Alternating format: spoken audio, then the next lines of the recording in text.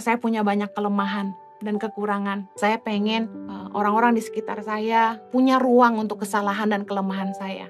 Mari kita pun lakukan yang sama buat orang lain. Kalau kita nggak mau dihakimi, ayo jangan hakimi orang lain. Seperti kita ingin diterima dengan segala kekurangan dan kelebihan kita, mari terimalah kelebihan dan kekurangan orang lain juga. Kalau kita tuh butuh kekuatan orang, jangan tolak kelemahannya.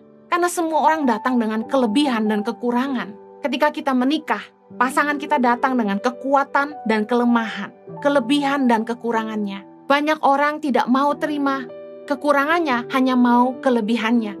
Banyak orang hanya mau terima kekuatannya, tapi tidak bisa embrace kelemahannya. Sehingga tidak jarang pernikahan menjadi gagal, akhirnya berujung perceraian. Sama dengan pegawai-pegawai yang bekerja di perusahaan. Mereka mau kebaikan atasannya, tapi mereka nggak mau terima kekurangannya. Bosnya marah satu kali, langsung dicap jelek aja. Ayo belajar dalam hidup ini. Bukankah kita sendiri juga nggak lepas dari salah? Bukankah kita juga punya kelemahan dan kekurangan? Sebagaimana kita ingin orang terima kita apa adanya, kelebihan kita dan kekurangan kita, ayo terima orang lain juga.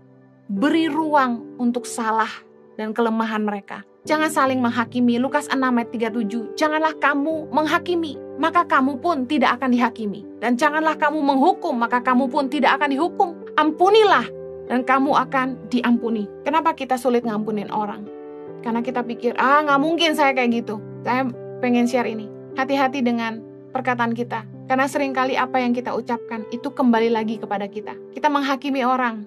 Dia seperti ini. Gak taunya, one day kita juga lakukan yang sama. Lalu kita diingatkan oleh hati kecil kita sendiri, oleh suara Tuhan mungkin. Kamu juga pernah buat ini. Hati-hati dengan ucapan kita. Waktu kita menghakimi orang, jangan-jangan kita juga buat sendiri. Ketika kita buat salah, bukankah kita ingin diampuni? Bukankah kita ingin diberi kesempatan lagi? Mari, ampuni orang lain. Ketika mereka buat salah, kasih mereka kesempatan. Di rumah kami, ketika anak di rumah memecahkan gelas berulang kali, saya sampai bilang, kayaknya udah selusin yang dipecahin. Dia juga ketawa, jadi sebentar kalau bunyi prang, saya udah tahu apalagi yang pecah gitu. Kenapa saya nggak marah? Karena saya pikir gelas bisa dibeli. Tapi kalau kita marah berlebihan, hati yang pecah sulit diobati. Jadi berilah ruang untuk kesalahan dan kelemahan orang. Sebagaimana kita ingin diampuni, ampunilah orang lain. Kolose 3 ayat 13. Sabarlah kamu seorang terhadap yang lain, dan ampunilah seorang akan yang lain. Apabila yang seorang menaruh dendam terhadap yang lain, sama seperti Tuhan telah mengampuni kamu, kamu perbuat jugalah demikian. Saya ingin tutup dengan ini. Kalau orang jahat sama kita nggak perlu jahat seperti mereka. Hukum ini tetap, perlakukan orang lain sebagaimana kamu ingin diperlakukan. Ketika orang lain jahat sama kita, jangan balas jahat. Kenapa? Taburlah yang baik, supaya orang itu pun suatu hari nanti akan membalas Anda dengan kebaikan. Saya ngalamin ini. Ada orang yang nyakitin hati saya terus bertahun-tahun, tapi saya terus konsisten tabur kebaikan buat dia, tabur kebaikan, tabur kasih. Dan hari ini dia baik sama saya, dan saya terus tabur kasih buat dia.